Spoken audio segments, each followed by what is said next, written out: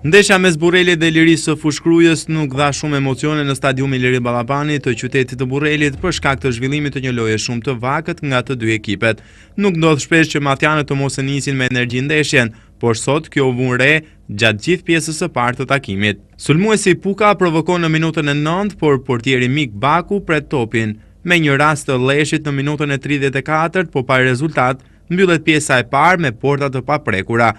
I vetmi gol i këtij takimi erdhi në fraksionin e dytë dhe pikërisht në minutën e 55, kur këtë radhë sulmuesi Matjan Puka nuk gabon, duke vullosur rezultatin final të ndeshjes, për ta kaluar ekipin e tij sërish në vendin e 4 në tabelë.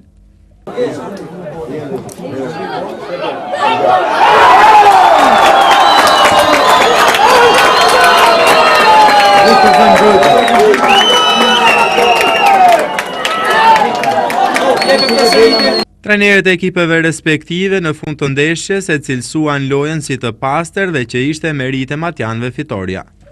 Ishim përgatit gjatë gjithë javës për këtë ndeshje në Burrel, por duke pas parasysh se skuadra Burrelit një skuadër shumë e fortë, sidomos në fushën e vet, ne nuk ja arritëm qëllimit, pavarësisht se e majtëm topin në nxotrim gjatë gjithë ndeshjes, por nuk ja arritëm qëllimit. Dhe skuadra e Burrelit e meritoi fitoren.